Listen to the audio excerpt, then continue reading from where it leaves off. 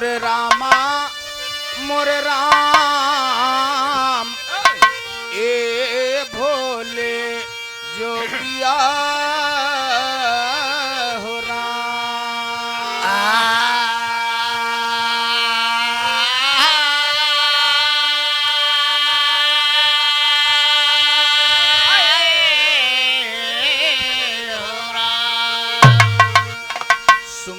सतगुरु बाबा जी हरदेव मिटाए भरम आदि सब भेव दिए वरदान आज गावे के सूर्य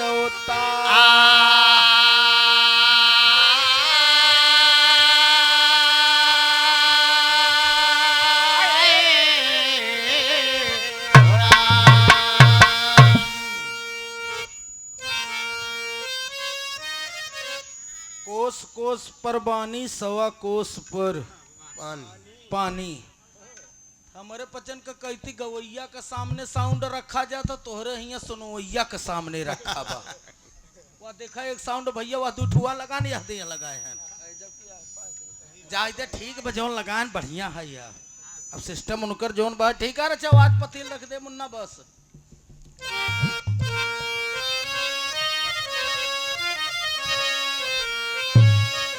परम पिता परमात्मा एक कण कण तेरा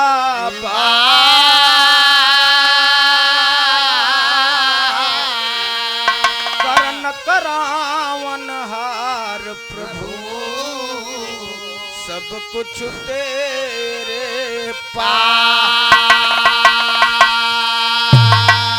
संग तुझको जान के दास करे अरदास पूरा जाय धीराज हो मैं दासों के दास।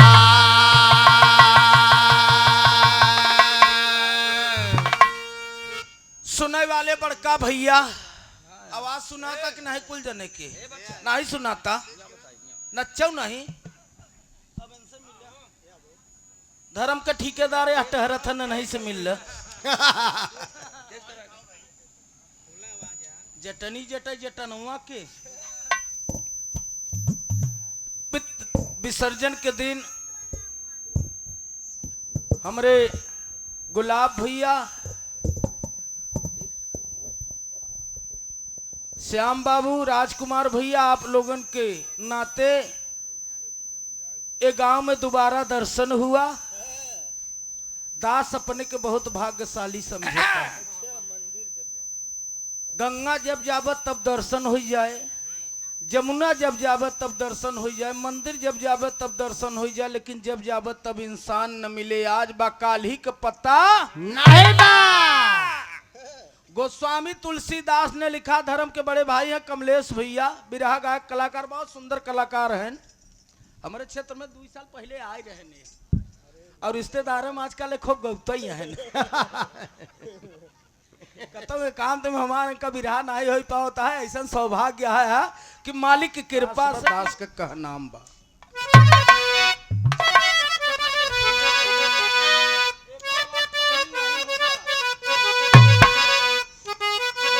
क्या बात है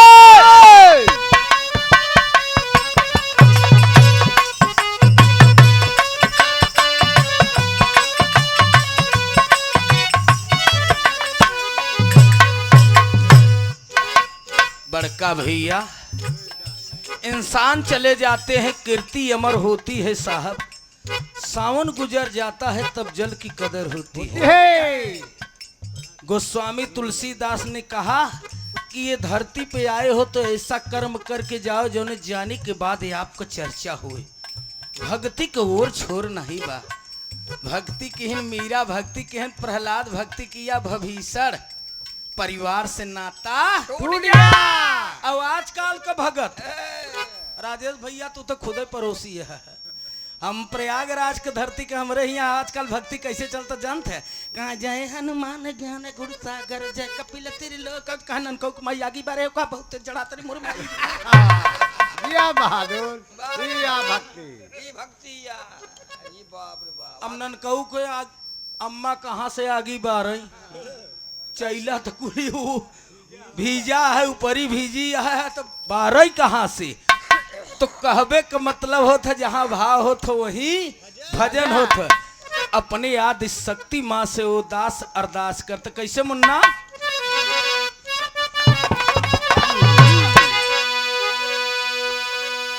अरे माई बीड़ा वाली ना कर जोरे खड़ा सवाली बीड़ा वाली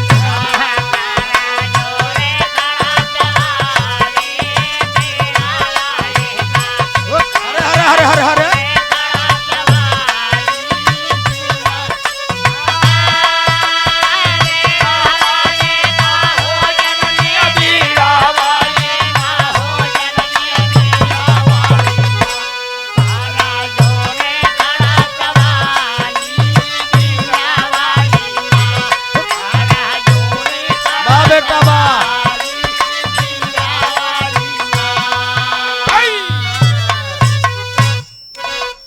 खप्पर वाली माँ जगदम्बे तेरे सहारे गाई जी गौरी गणपति गंगा मैया जगत तारणी माई जी घनन घनन घंटा मंदिर में सुबह शाम घनाई जी चौदिस गूंजे नाम चंद्रिका चंदिया शीस झुकाई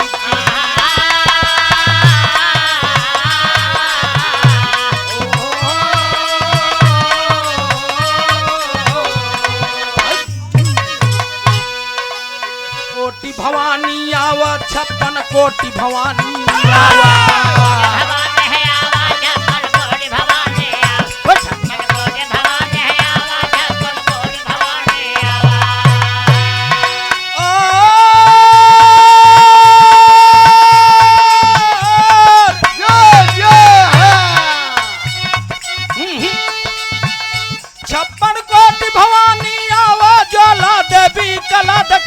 जब से लहियावा भुजाली बीड़ा वाली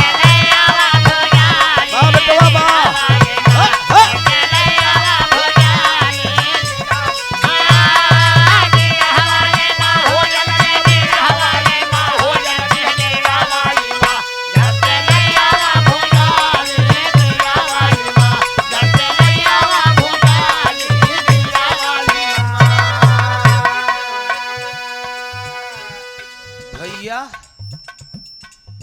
बैठ जा काका बैठ जाबे कहीं जगह पर ही तो दही के भरोसे चूना कभो चाटे न चाहे कमलेश भैया या बरे दोनों सफेद होते एक और दही खा लेबे तो मशीन तरी कह दे अच्छा एक और चूना खा लेबे तो खड़हर हर कह दे हाँ भक्ति में भाव कहाँ हो तो भक्ति तुम्हारे तोहरे यहाँ बेड़वा चलता है नहा में 5 मिनट लागता कपारे पर नस्का लोग आधा आधा घंटा छापत है क्यों त्रिशूल छापता क्यों हाथी छापता क्यों डमरू छापता जना हाथी जाता है द्वार पूजा पर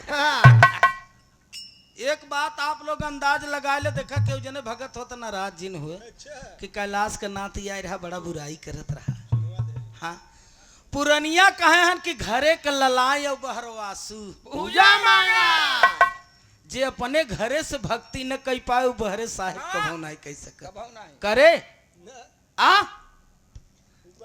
आज पिंडदान के दिन रहा देख ले काका हरे आए हैं पिंडदान कई घरे के औरत बेचारी खाना पीने बनाए के जो हतन कहाँ गहन बड़कऊ हमारे पिंडदान कई जब प्रसादी ग्रहण करी तब हम बचे खाब बड़काऊ अरे 12 बजे के बजाय 1 बजे दे थन कतक होता का करेंगे अरे सोचे कि रचा ठिकवा खुला होते तो 100 ग्राम मान ले तो घाम चली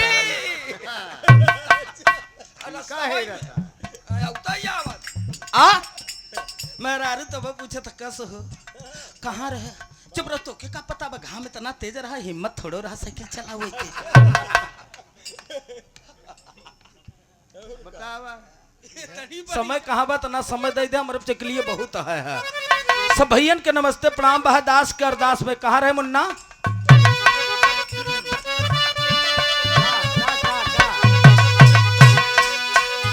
क ख ग घ अंग च छ ज झ इया इया ट आई गया। तेरी महिमा ब्रह्मा विष्णु पिजड़ा देहन लगाई जी, ठकुरानी राधा रानी के दिहन हाथ लौलाई जी, डटा रहूं महफिल में मैया चरणों में शीश झुकाई जी, ढोल नगाड़ा बजे द्वार पर गूंजत बा सहनाई जी।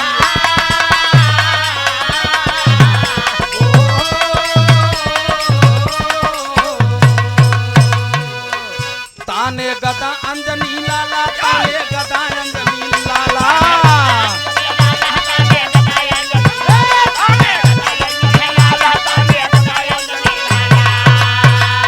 ओ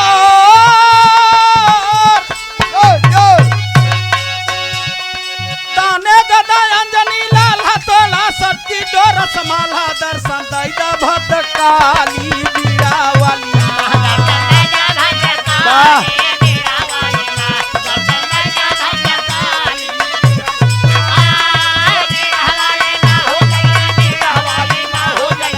जय हो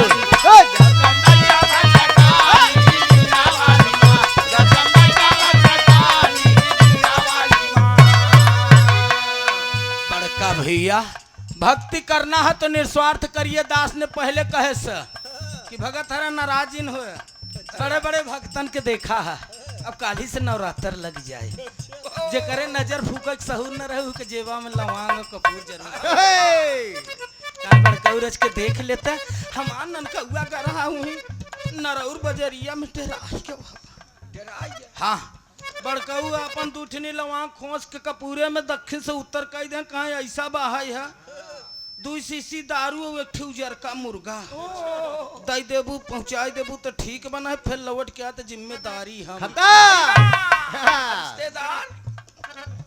ओझा ओझा जब मुर्गा और दारू के न्योता लै लेते तो पहले साढ़ू के सारे के बुलावत आया चढ़ुआ आया का आज चढ़ुआ है। हाँ। बड़का भैया एक एक से ठेकेदार के धर्म के देखा है। गंगा के किनारे कमलेश भाई धर्म के किनारे ठेकेदारन के देखा है। यहाँ सरकार में बछिया नहीं पान तो बछवा के बोरा उड़ाई की गौ दान कराई दे। अरे बछिया कहाँ धरी है ना, बछिया गौशाला में, बछिया तो गौशाला में जाते हैं, साढ़ सारे टहरत हैं गांव गांव घरे घरे। हाँ? जबकि ऐसा न हो चाहे। मेरे दोस्त यही भक्ति हमारे बाप को बिड़वा चलता है और कुछ नहीं। यही बारे गोस्वामी तुलसीदास ने लिखा कि आपन सोचा होत नहीं, हर सोचा बल कहें जावे आकाश चला गए। कि भक्ति करना हो तो पहले अपने आप को पहचानिए, अपने घरे से शुरुआत करिए। जो अपने महतारी और बाप का सेवा कैले से उससे बड़ा कोई तीर्थ हो व्रत नहीं है। घरे के ललाए और बहरवासी पूजा मांगे चला था चैत के नवरात्र में मिला हुई हमारे हंडिया को वहाँ कहतियाँ अपने मेहरारू का तो माई मान जे माई माई माई मान जे। हम का से यार का भोई तोर मेहरारू है तोर माई है का ऐसा बहाई गान हमार माई तो मर गए बस शीतला माई आई ओहो माई।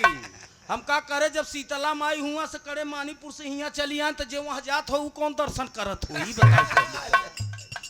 इतना अंधकार में लोग चल रहा बा। फिर गोस्वामी तुलसीदास लिखा था कि अवसर आए पे अब जिन चूकम मुर्दा के ऊपर जिंदा जिन फूका हमारे ही मुर्दा के ऊपर लाइन लगा जिंदा से लोग नमस्कारी नहीं करा चाहता। चला जाता है एक जन कहे काका राम राम कहे बछवा समझ लिया आवत है कहा था काका राम राम कहे अब उदंत है दू दाई बेचारा कहा दोनों दान है सुन पर कहा था काका राम राम कहा भाटा लगा हुआ तीन दाई कहे तीनों दाई सुनना है पान। मेरे दोस्त सादा में चला गए तो आपको भक्ति करना है।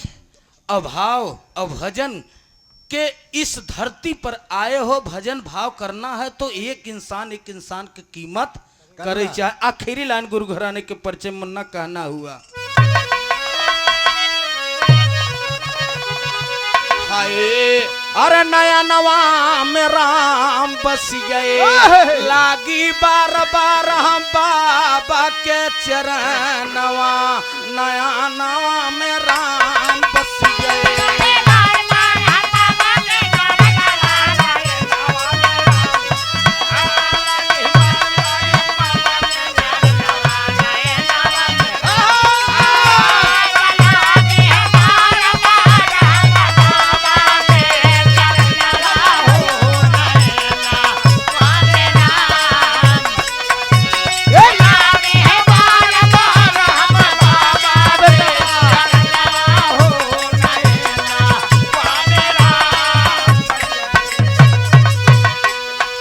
आकार में शक्ति बाटे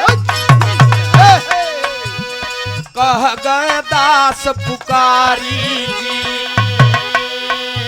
निराकार, निराकार का मतलब जेकर कोई आकार नहीं है महोदय जी। निराकार का मतलब जिसका कोई आकार नहीं है। फिर गोस्वामी तुलसीदास ने लिख रहे हैं कि है नियरे सूझत नहीं दीर्घ दीर्घ ऐसे जिंद तुलसी संसार का हुआ मोतिया। कहा परमात्मा तोहरे संगे बा तब तोहरे मोतिया बिंद हो के ठहरता है। माई बाबू को नहीं सेवा करता है चला जाता है हुआ कहता है कि माई मान जे तो भक्ति को और छोर भा नहीं बाबू साहेब। बलिहारी गुरु हमई बता इशारा भारी बार बार बाबा का सुमिर बयत नैया रज हमारी